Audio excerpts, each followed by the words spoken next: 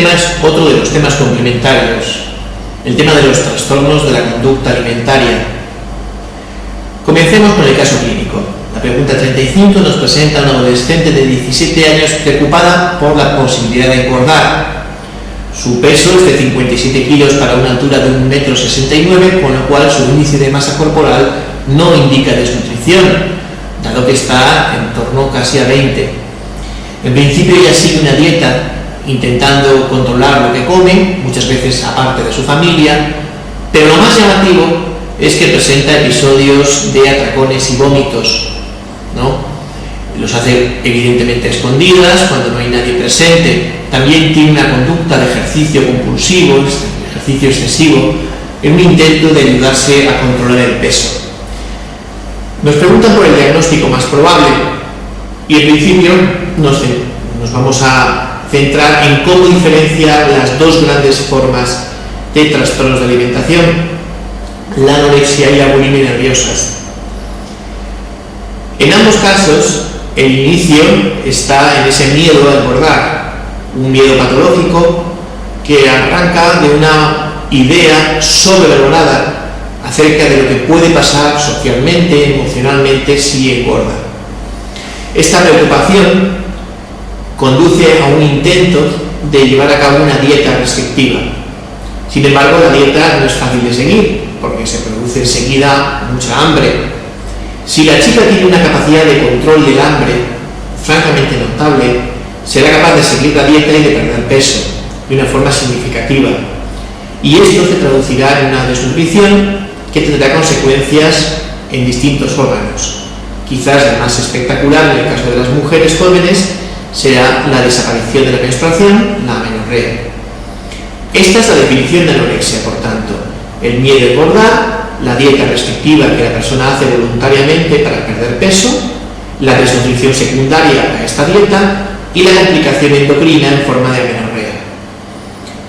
Es muy poco frecuente la anorexia nerviosa, aunque sea muy espectacular.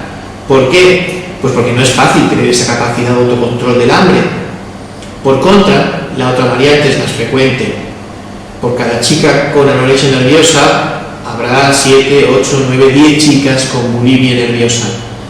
Intentan hacer una dieta, pero la sensación de hambre les supera y presentan atracones.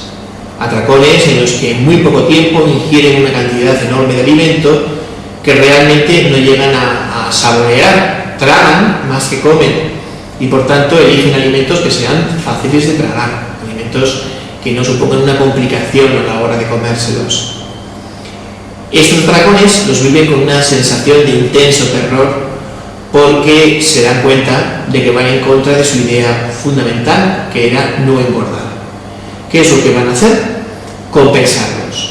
Compensarlos de distintas formas más suaves, como puede ser el ayuno compensatorio, el ejercicio compulsivo, y formas más graves, como son las purgas en forma de vómitos autoprovocados, en forma del uso de laxantes o del uso de diuréticos. Las purgas tienen complicaciones específicas, cada una de ellas, y la más frecuente probablemente sean los problemas hidroelectrolíticos, sobre todo la hipopotasemia, secundaria tanto a los vómitos como a los laxantes o a los diuréticos. Si os fijáis, en el caso de la bulimia no existe desnutrición, es decir, no se habla de un bajo peso necesario y tampoco se habla de la existencia de amenorrea, ¿no? Por tanto, tendríamos dos definiciones distintas. La anorexia es una definición nutricional, mientras que la bulimia nerviosa es una definición conductual, es una forma de relacionarte con la comida a través de la presencia de atracones y vómitos. Mientras que la anorexia es una causa de desnutrición. La anorexia nerviosa es de las pocas causas de desnutrición en países occidentales o en países desarrollados, ¿no? En estos países desarrollados, cuando una persona está así de desnutrida, o tiene una enfermedad terminal o tiene un problema de tipo anorexia nerviosa. Hay que tener en cuenta que las complicaciones médicas de la anorexia nerviosa no son distintas desde el punto de vista de la desnutrición que las complicaciones de una desnutrición de un origen exógeno, es decir, una desnutrición provocada por la falta de alimentos, ¿no? Por la ausencia de alimentos. En el caso de la anorexia nerviosa, la amenorrea es una de las muchas complicaciones, pero hay que recordar que es la única que está recogida como tal en las clasificaciones actuales. En el caso de esta chica, no hay bajo peso, luego no es anorexia, no hay desnutrición, no es anorexia. Sí hay un comportamiento alimentario patológico en forma de atracones y vómitos, ejercicio compulsivo. Luego estamos ante una bulimia nerviosa.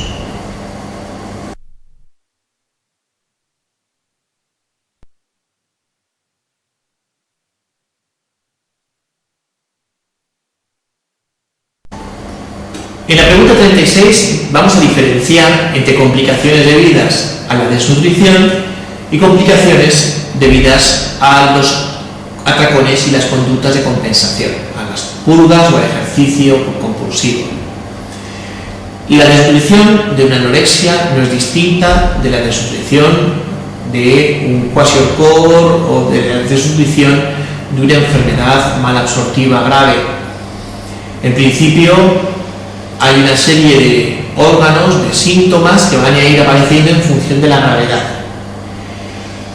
¿Cuál de estos que aparecen en la pregunta 36 no es específico de la desnutrición?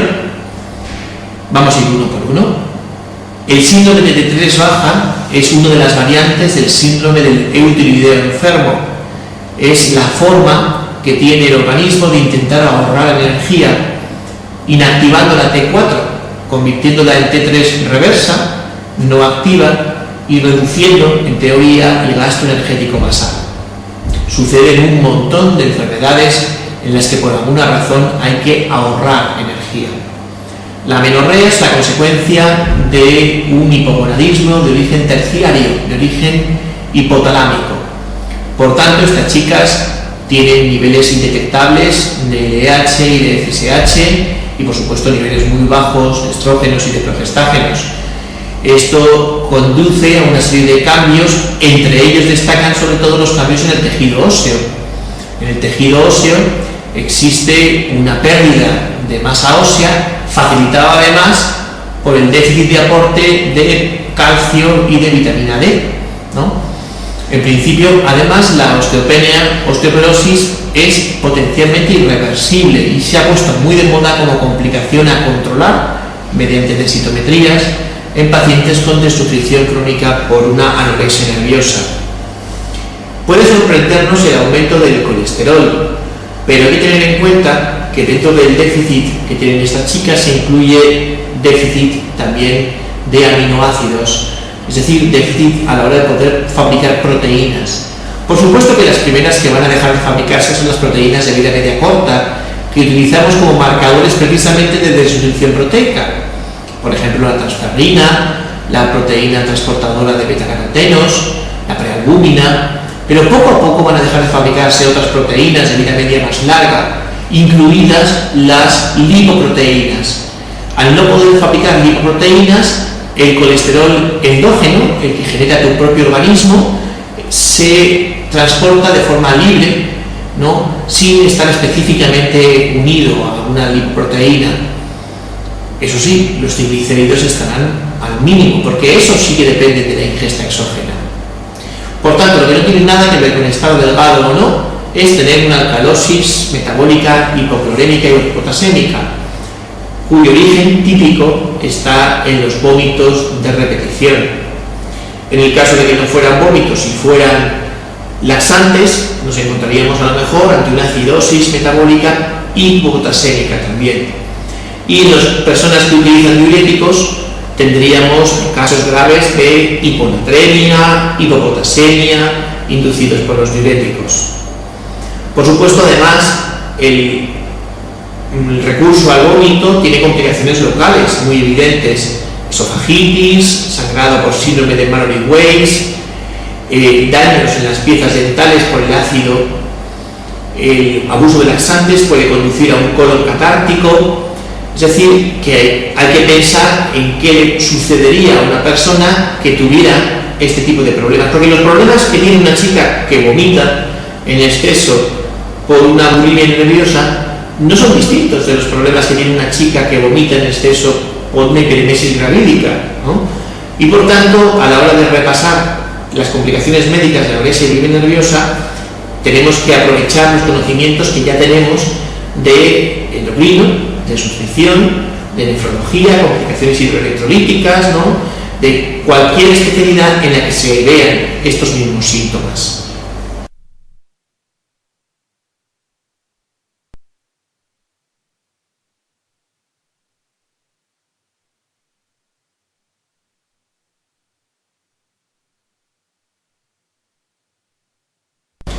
El tratamiento de estos trastornos es casi siempre ambulatorio y combina distintas técnicas de psicoterapia, que es la base, con el uso de fármacos para ayudar a controlar algunos síntomas.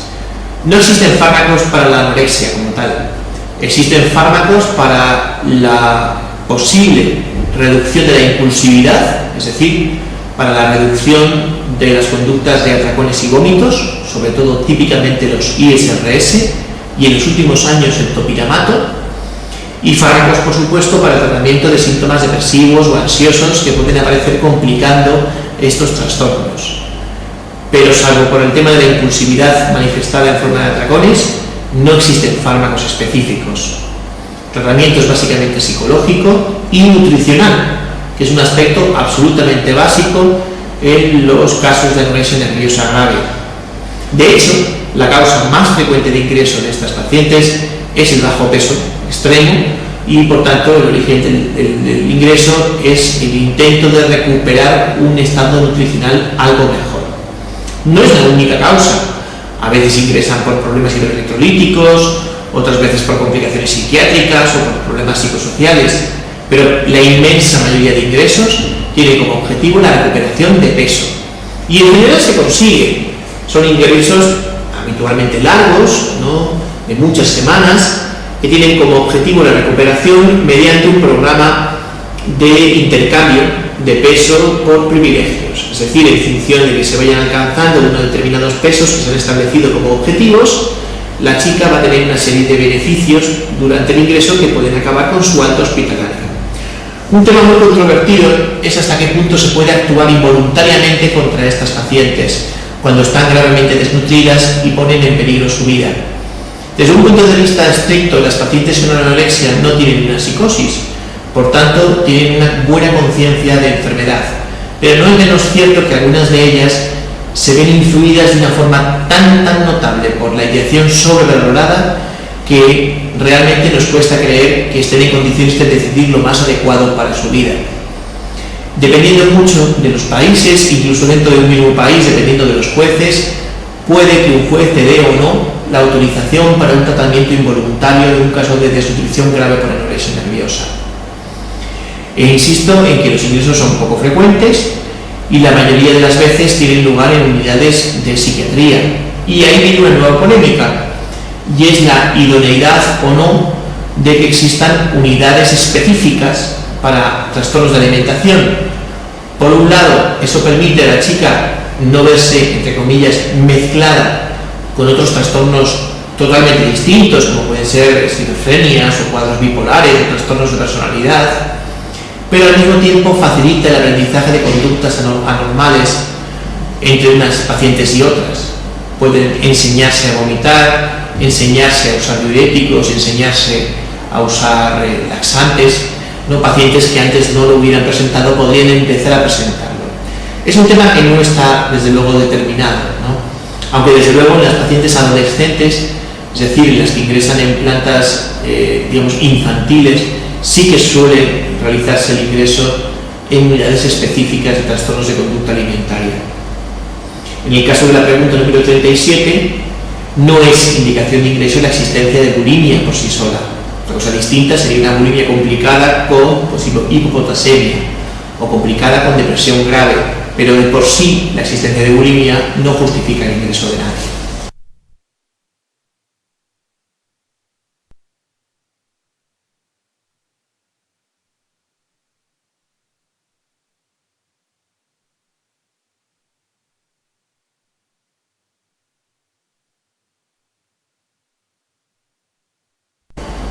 La última pregunta, la pregunta 38 de este tema de alimentación, nos presenta un asunto que está muy de moda, el tema de la obesidad y el posible origen psiquiátrico, psicológico de algunas formas de obesidad. No es frecuente, pero en ocasiones en consultas de obesidad aparecen comportamientos alimentarios que vamos a llamar peculiares. Por ejemplo, atracones facilitados por la ansiedad, por la depresión, que no se acompañan de vómitos. La hiperfagia de origen ansioso, de origen depresivo, es un problema muy frecuente en psiquiatría que a veces llega a condicionar formas graves de obesidad. En el caso de la pregunta 38, estaríamos ante una persona al límite de la obesidad mórbida. En estos casos, de nuevo, podríamos intentar fármacos para reducir la impulsividad, ISRS, topiramato, también, por supuesto, terapias de conducta, parecidas a las que ya usábamos para pacientes con bulimia o anorexia. Es un tema complicado porque el tratamiento estándar para las formas más graves de obesidad se está convirtiendo poco a poco el quirúrgico, el uso de distintas técnicas quirúrgicas para corregir obesidades mórbidas. Y la presencia de estas conductas alimentarias anormales, la presencia de atracones o de vómitos, contraindica estas técnicas quirúrgicas. Y por eso todos los pacientes que quieren ser sometidos a cirugía de obesidad mórbida tienen que ser previamente evaluados por un psiquiatra que determine hasta qué punto están o no en condiciones de poder someterse a dicha cirugía. El resto de formas de alimentación anómala que aparecen aquí, pues vamos a repasarlas. La pica es la ingesta de sustancias no nutritivas. Puede incluir tierra, tiza, incluso pelo. La pica se ve sobre todo en personas con retraso mental. Puntualmente puede verse también en niños sin retraso mental, niños sobre todo pequeños, y es bastante discutible la existencia de pica en casos de deficiencias nutricionales específicas, ¿no? Es decir, la idea de que alguien al que le falta hierro, que tiene ferropenia, ingiriera cosas con hierro, ¿no? La ortorexia es una forma peculiar de llamar a un trastorno obsesivo-compulsivo centrado en la salubridad de lo que se come, es decir, en comida sana en dos sentidos: sana en cómo se ha fabricado, es decir, comida ecológica, sin conservantes, sin colorantes, y sana en cuanto a sus efectos sobre el organismo, es decir, comida saludable que de alguna manera te ayudará a corregir la tensión arterial o los niveles de colesterol. La ortorexia supone un problema económico, porque este tipo de alimentos ecológicos o saludables son en general mucho más caros que los alimentos estándar. Por lo demás, es excepcional que se convierta en un problema nutricional, ¿no? Bulimarexia es el nombre que se dio a las formas de evolución más malignas, por llamarlo así, más negativas, de la anorexia nerviosa. Cuando una anorexia nerviosa va mal, que empezó siendo restrictiva, posteriormente fue restrictiva y purgativa, y finalmente acabó en un trastorno mixto complicado en el que se mezclan conductas anoréxicas y bulímicas. Pero no es más que la evolución natural de los casos graves de anorexia. Y vigorexia es un nombre que tampoco aparece como tal en las clasificaciones y nos recuerda una forma peculiar de trastorno de alimentación que se puede ver en varones, en donde el control del peso y de la figura se realiza a través del ejercicio físico compulsivo. En estos casos, además, son frecuentes las modificaciones dietéticas peculiares, sobre todo la superingesta de aminoácidos para producir músculo y, en cambio, la infraingesta de grasas y hidratos de carbono. Se han descrito casos de fracaso renal agudo inducidos por este tipo de dietas. También es frecuente en estos pacientes a veces el recurso a los esteroides anabolizantes para ayudar a la formación de músculo, y hay casos descritos de psicosis esteroideas inducidas en estos tipos de pacientes. En principio son nombres peculiares que no se suelen usar, que no aparecen en las clasificaciones actuales, pero que conviene tenerlos claros.